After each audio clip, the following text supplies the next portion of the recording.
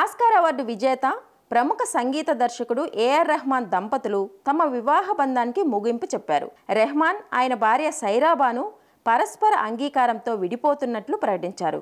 ఈ విషయాన్ని దంపతుల తరపు లాయర్ ఒక ప్రకటన ద్వారా విడుదల చేశారు. ఎన్నో ఏళ్ల వివాహ బంధానికి ముగింపు పలుకుతూ విడాకులు తీసుకోవడానికి రెహమాన్, సైరా బాను నిర్ణయం తీసుకున్నారు. వారి బంధంలో భావోద్వేగ ఒత్తిడి ఉంది. ఈ నేపథ్యంలోనే ఈ కఠిన నిర్ణయం తీసుకున్నారు. ఒకరిపై ఒకరికి గాఢమైన ప్రేమ ఉన్నప్పటికీ ఇబ్బందులు వారి మధ్య అధిగమించలేని దూరాన్ని సృష్టించాయి అని లాయర్ పేర్కొన్నారు. ఇక ఈ విడాకులపై ఏఆర్ రెహమాన్ కూడా స్పందించారు. మా వైవాహిక బంధం త్వరలోనే 30 ఏళ్లకు చేరుతుందని సంతోషించాం. అయితే అనుకోని విధంగా ముగింపు పలకాల్సి వచ్చింది. విరిగిన హృదయాలు దేవుణ్ణి సైతం ప్రభావితం చేస్తాయి. పగిలిన ముక్కలు మళ్ళీ యథావిధిగా అతుక్కోలేవు.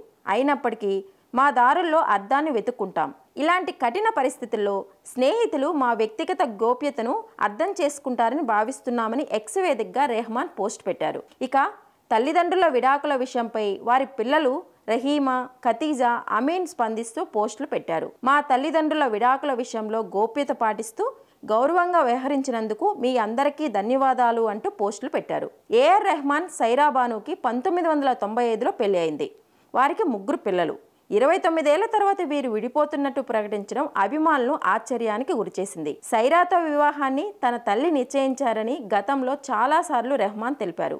ఆస్కార్, గ్రామీ, గోల్డెన్ గ్లోబ్ వంటి ప్రతిష్టాత్మక అవార్డులు అందుకున్న రెహమాన్ సంగీత ప్రపంచంలో దాదాపు 32 ఏళ్లు పూర్తి చేసుకున్నారు. ప్రపంచవ్యాప్తంగా ప్రముఖ ఆర్టిస్టులతో రెహమాన్ పనిచేశారు.